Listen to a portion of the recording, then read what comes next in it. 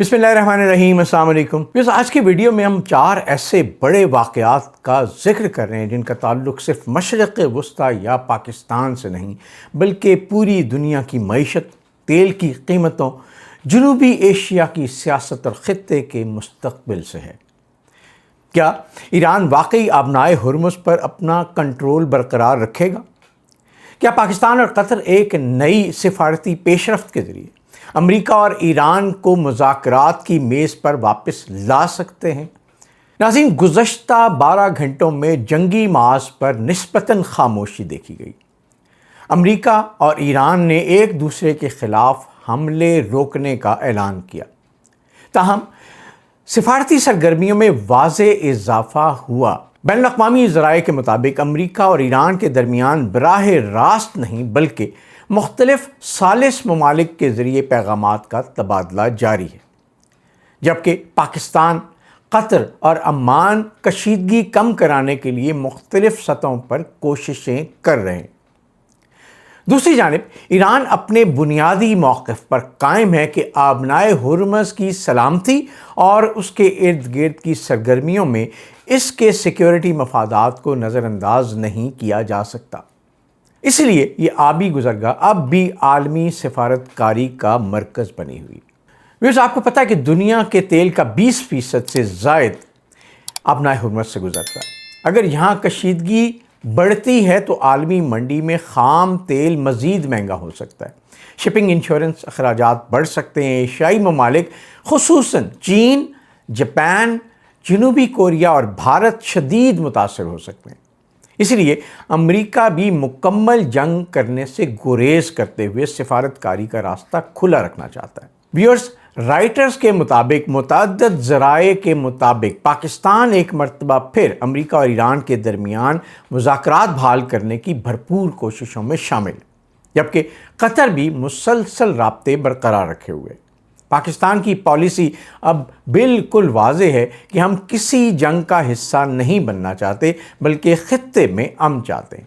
अगर ये सिफारतकारी कामयाब होती है तो ना सिर्फ ख़ित्ते बल्कि आलमी मईशत के लिए भी मुस्बत पेशरफ्त साबित होगी। दूसरी तरफ ईरानी वज़ीर ख़ारजा के तर्जमान इस्माइल बक़ाई ने वाज़ेह किया है कि अमेरिका मुख्तलिफ ज़राए से पैगामात भेज रहा है, लेकिन हमारी पहली तरजीह अपनी अवाम और अपनी खुद मुख्तारी का तहफ़्फ़ुज़ है।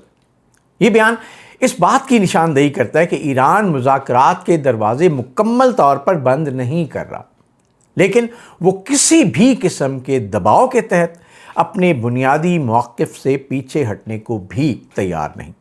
व्यूअर्स, अब ये देखना अहम है कि अगले चंद दिनों में क्या हो सकता है। अगर आबनाए हुर्मुज़ में कोई बड़ा बहरी वाक़या नहीं होता, अमेरिका मज़ीद हमले नहीं करता और सालिसी जारी रहती है, तो महदूद जंगबंदी या आर्जी सिफारती पेशरफ्त मुमकिन हो सकती है।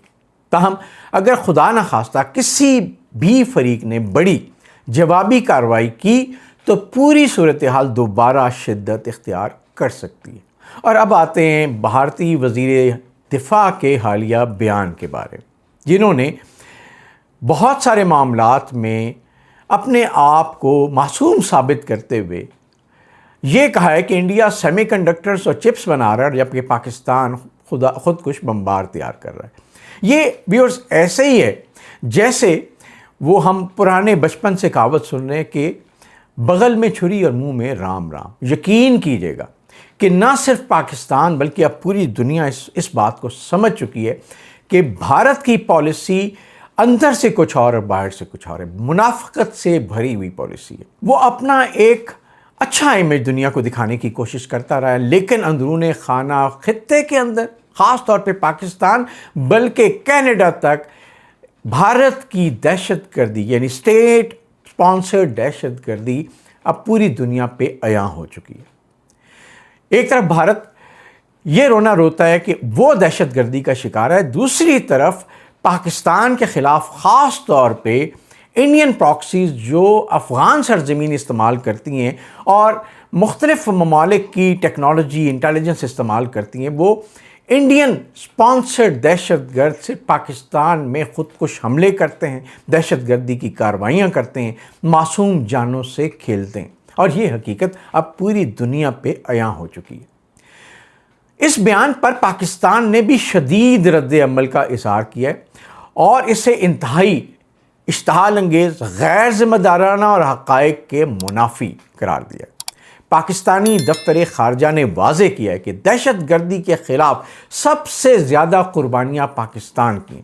پاکستان نے 80,000 سے زیادہ جانیں قربان کیں، اربوں ڈالر کا معاشی نقصان برداشت کیا۔ پاکستان آج بھی دہشت گردی کے خلاف صف اول کا ملک ہے۔ پہلے یہ حقیقت دنیا نہیں جانتی تھی، اب پوری دنیا پہ یہ حقیقت عیاں ہو چکی ہے۔ اسلام آباد کا موقف ہے کہ ایسے بیانات خطے میں امن کو نقصان پہنچا سکتے ہیں۔ تجزیہ کاروں کے مطابق بھارت اس وقت سیمی کنڈکٹر انڈسٹری، جدید ٹیکنالوجی، مینوفیکچرنگ اور امریکی سرمایہ کاری کو اپنی بڑی کامیابی کے طور پہ پیش کرتا ہے۔ اور میں پہلے بھی کہہ چکا ہوں کہ یہ ساری جو اکنامک گروتھ ہے یہ منموہن سنگھ کی پالیسیز کا نتیجہ ہے، لیکن جب سے مودی صاحب اس گورنمنٹ میں آئے ہیں انہوں نے اس ملک میں انڈیا کا ایک پروگریسو امیج تھا اس کا ستیہ ناش کر دیا۔ اب وہ ہندو توا کا ایک مرکز بن چکا ہے اور نوجوانوں کی ابھی جاری تحریک، جسے کاکروچ جنتا پارٹی کی تحریک، نوجوانوں کی تحریک کہتے ہیں، اس نے مودی حکومت کے منہ سے نقاب اتار کے پھینک دیا ہے۔ اور اب ہندو، مسلمان، عیسائی، سکھ ان کو لڑانے کی سازشیں کر کے اپنی سیاست چمکانا یہ واضح ہو چکا ہے کہ یہ مودی سرکار کی پالیسی رہی ہے۔ تو وہ نہ صرف ملک کے باہر بین الاقوامی طور پہ بلکہ ملک کے اندر بھی بے نقاب ہو چکے ہیں۔ پاکستان کا کہنا ہے کہ اقتصادی ترقی کو سیاسی پروپیگنڈے کے طور پہ استعمال نہیں ہونا چاہیے، اور دوسری طرف ہندوستان کو فی الفور کشمیر کے اندر اور بلوچستان میں، اس کے علاوہ خطے کے باقی ممالک میں دہشت گردی کی کارروائیاں مکمل طور پہ روک دینی چاہیے، ان کو سپانسر کرنا بند کر دینا چاہیے۔ اب ایک اہم واقعہ کہ آج آزاد جموں کشمیر کے عام انتخابات کے پہلے مرحلے میں میرپور ڈویژن کی 13 نشستوں پر پولنگ شروع ہو گئی ہے۔ الیکشن کمیشن نے شفاف، پرامن اور غیر جانبدارانہ پولنگ پر زور دیا ہے، جبکہ 14 لاکھ سے زائد ووٹرز اپنا حق رائے دہی استعمال کرنے کے اہل ہیں۔ اب یہ سوال کہ کون جیت سکتا ہے، فی الحال کسی بھی جماعت کی کامیابی کا دعویٰ قبل از وقت ہوگا۔ تاہم انتخابی سرگرمیوں اور سیاسی تجزیوں کے مطابق مقابلہ بنیادی طور پہ مسلم لیگ نون، پیپلز پارٹی، آزاد امیدواروں، استقلال پارٹی اور پاکستان نظریاتی پارٹی کے کارکنوں کے بیچ میں ہے۔ اب حتمی نتیجہ ووٹر ٹرن آؤٹ مقامی اتحاد اور آزاد امیدواروں کی کارکردگی پر منحصر ہوگا، اور یہ یاد رکھیے گا کہ آزاد کشمیر کی سیاست برادریوں کی سیاست ہے، تو برادریوں کا اس میں بڑا اہم رول ہوتا ہے۔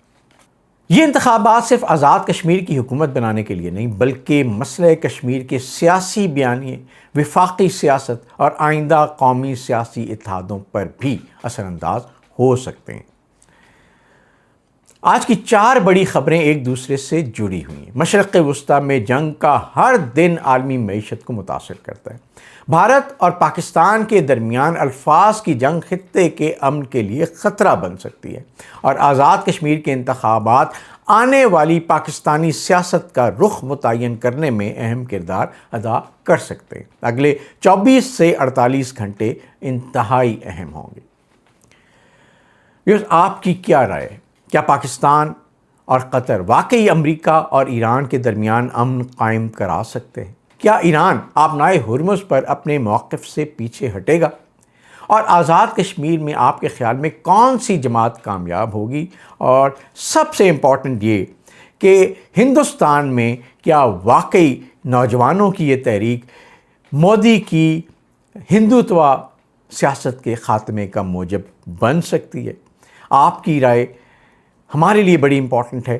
ویورز، اگر آپ یہ چاہتے ہیں کہ آپ تک ہر بین الاقوامی اور قومی تجزیہ سب سے پہلے پہنچے تو اس چینل فوکس وتھ تصدق گیلانی کو ابھی سبسکرائب کیجیے، بیل آئیکن کو پریس کیجیے، اور اس ویڈیو کو لائک اور شیئر ضرور کیجیے گا، اس دعا کے ساتھ کہ اللہ تعالی ہم سب کو اپنے حفظ و امان میں رکھے۔ آپ سے اجازت، اللہ حافظ۔